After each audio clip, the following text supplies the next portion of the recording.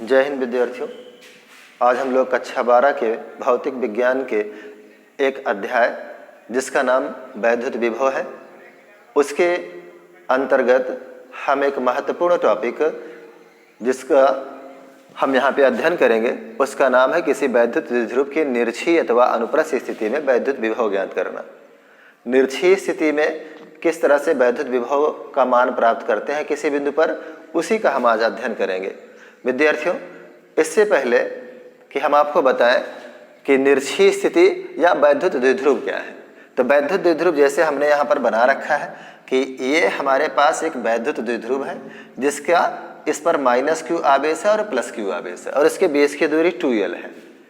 इसलिए यहाँ से परिभाषा बन जाती है वैद्युत द्विध्रुव की कि समान परिमाण और भिन्न भिन्न प्रकृति के आवेशों से बने हुए निकाय को हम वैद्युत द्विध्रुव कहते हैं और इसी वैद्युत द्विध्रुव के निर्छी स्थिति में हमें वैद्युत विभव ज्ञात करना है। तो इसका निर्छी स्थिति का मतलब है कि यदि इसके मध्य बिंदु को हम O मान लें तो और इसके लंबवत एक दूरी यहाँ पर खड़ी करें और फिर यहाँ पर बिंदु P रख लें तो ये हो जाती है क्या, निर्छी स्थिति।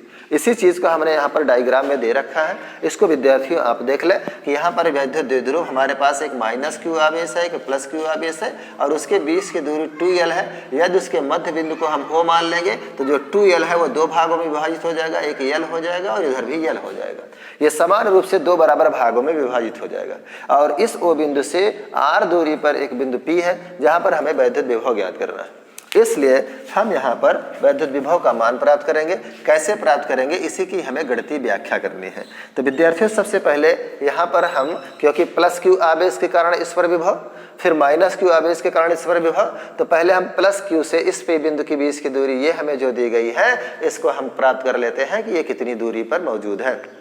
तो इसलिए विद्यार्थियों हम यहाँ पर लिखेंगे कि +q से बिंदु P के बीच की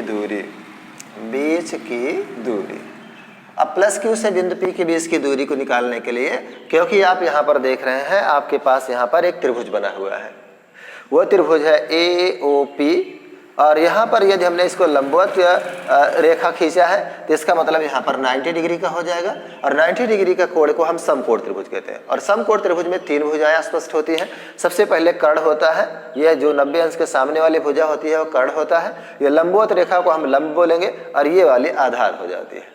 इस तरह से हम यहाँ से एक त्रिभुज का निर्माण करते हैं। त्रिभुज POA में आप देख रहे हैं तो यहाँ पर पाइथागोरस का प्रमेय लगा देंगे। पाइथागोरस का प्रमेय होता है कर्ण का स्क्वायर बराबर लंब का स्क्वायर फिर आधार का स्क्वायर, ये चीजें। कर्ण हमारे पास है AP जो कि हमारी +q से P के बीच की दूरी होगी, यानी हम यहाँ पर लिख सकते हैं AP स्क्वायर और लंब यहाँ पर है R तो यहाँ पे हम R लिख लेंगे, आधार यहाँ पे है L तो L लिख लेंगे, या ऐसे लिख लीजिए एक बार।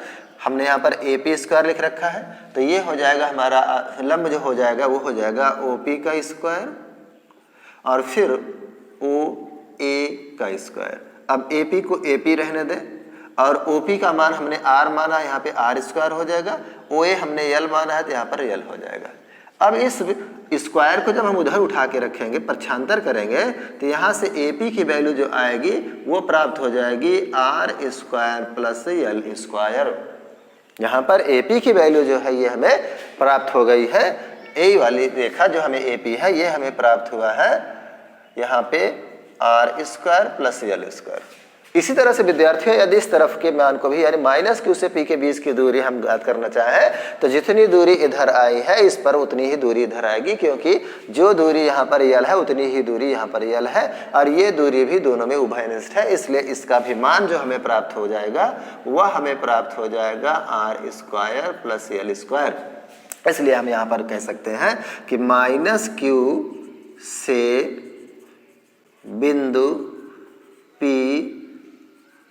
के बीच की दूरी, उसके लिए भी हम यही दूरी यूज करेंगे क्योंकि दोनों की दूरियां समान हैं। एक दूरी निकालने के बाद दूसरी दूरी की जरूरत नहीं है, इसी प्रकार लिख करके हम उसको यहाँ पर लिख लेते हैं। इस तरह से हमें दोनों आवेशों से इस बिंदु के बीच की दूरी और इस आवेश से भी इस बिंदु की दूरी हमें ज्ञात हो गई है। विद्यार्थियों, हम जानते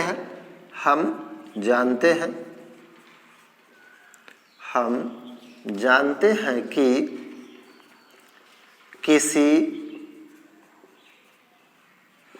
बिंदु आवेश के कारण वैद्युत विभव जो हमें प्राप्त होता है वो मान प्राप्त होता है 1/4 pi epsilon not into Q बटे आर।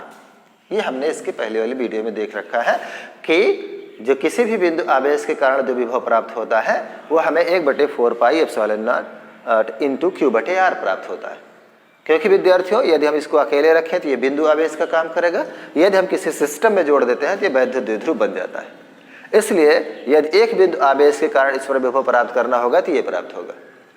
लेकिन यहाँ पे जो आर की दूरी हमें प्राप्त हुई है वो प्राप्त हुआ है रूट में r² + l²।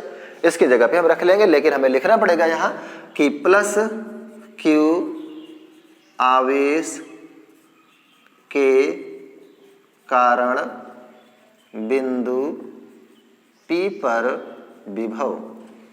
उसके लिए हम यहाँ पर लिखेंगे V1 बराबर हमारे पास हो जाएगा 1/4 pi epsilon not into Q, और r की जगह पे दूरी हमने यहाँ पे प्राप्त किया है रूट में r² प्लस में l²।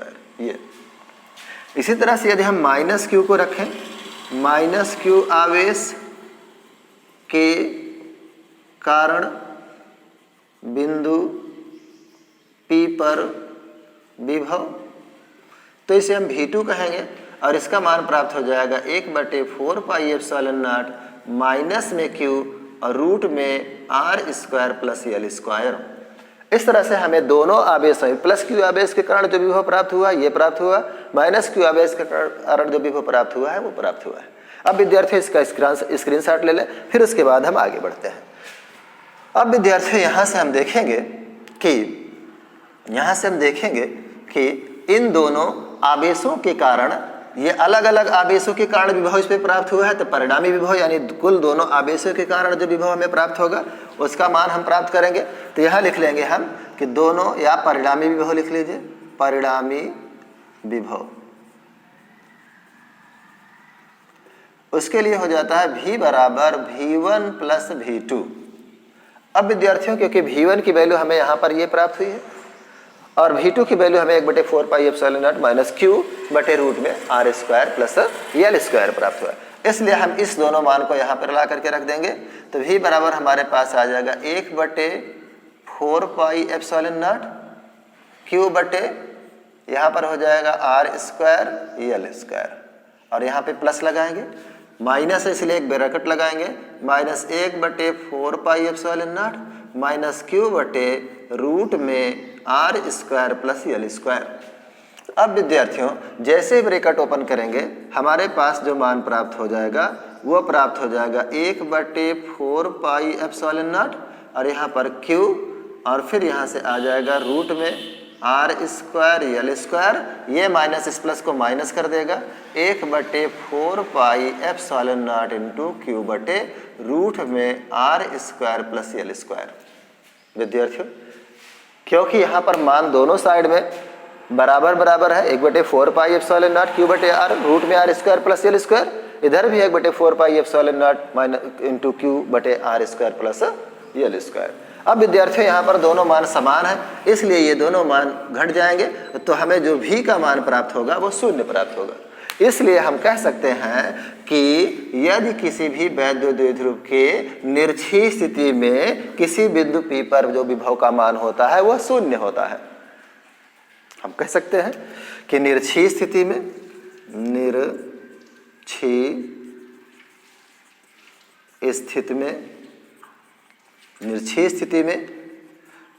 बिंदु P पर विभव का मान 0 होगा। इस तरह से विद्यार्थियों, एक बड़े ही सरल तरीके से आपने देखा कि किस तरह से हम इसका अध्ययन करते हैं कि किसी भी वैद्युत द्विध्रुव के कारण जो पी बिंदु उपस्थित है उस पर कितना विभव है। विद्यार्थियों, जय हिंद।